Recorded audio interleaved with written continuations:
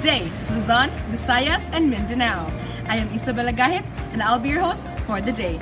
Today, we have a very interesting topic at hand, globalization. What is globalization? What are the sectors in our economy that is affected by globalization? Is globalization good or bad? We'll find out the answers after a short video.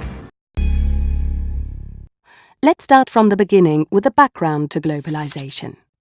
Advances in technology, such as mobile phones, aeroplanes, telephones, and the internet, have made the growth of transport and communication networks possible. Amongst other things, this means that people and countries can exchange information and goods more quickly and in a less complicated way. This process is called globalization. Globalization comes from globe and means the worldwide coming together of countries and nations. So I'm back with Lady Boreros, a globalist. Good afternoon, Lady. Good afternoon, Isabel. Today we have a few questions for you. First off, what is globalization? Globalization has impacted nearly every aspect of modern life. Globalization is the process by which businesses or other organizations develop international influence or start operating on an international scale. Most economists agree that globalization provides a net benefit to individual economies around the world by making markets more efficient, increasing competition, and spreading wealth more equally around the world. Globalization provides a net benefit to nations around the world and therefore should be embraced by governments and individuals. Thank you, Angela. Now, do you think this is something that we should pursue in the world? Globalization can be a benefit to the economic growth. Such benefits include technological innovation and foreign direct investment. The foreign direct investment, or the FDI, tends to increase at a much greater rate with the growth in world trade, helping boost technology transfer and the growth of global companies.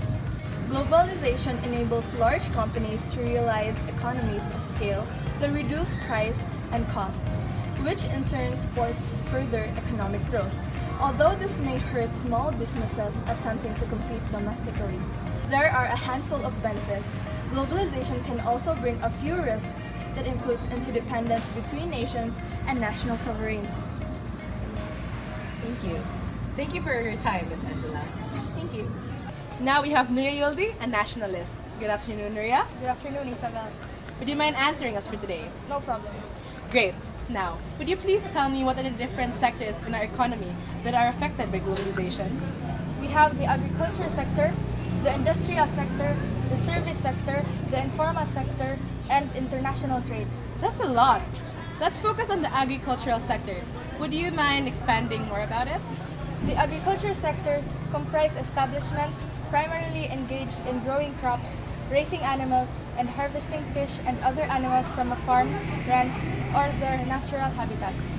How do you think does this sector be affected by globalization? Globalization may also affect us negatively. One of the risks of globalization includes equity distribution. This can be unfairly skewed and biased towards the developed nations or rich individuals in the agriculture sector, since the Philippines is still a developing country. Due to this, we may not benefit from it as much as the other countries. It is also evident that we are buying grains of rice that are exported from Vietnam, Thailand, and so on. If we continue this, it may gradually hurt our economy, especially in the agricultural sector. So instead, we must support and prioritize our own domestic products rather than buying exports from international countries.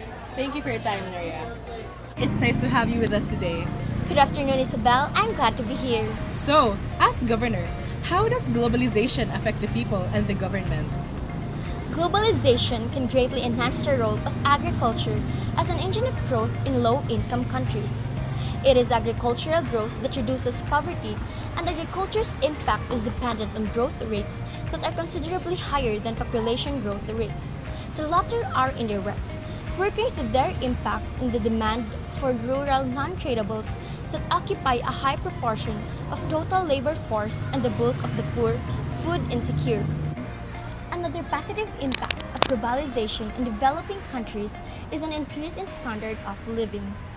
One of the aims of globalization of economies is to reduce poverty, and this aim is being achieved by the increased access to foreign funding from industrialized nations to developing countries. The spending of these funds on improving the education, health, social, and transport infrastructure of the developing nations aids in improving the standard of living of the people. Thank you, Ms. Governor. Thank you for giving us your time. Now that we've heard views from the government, nationalists, and globalists around, let's hear views from the people outside the government. Here we have Mark Masino, a civil society member. Good afternoon, Mark. Good afternoon, Isabel.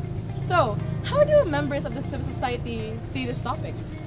We, the civil society, are composed of people and organizations outside of the government.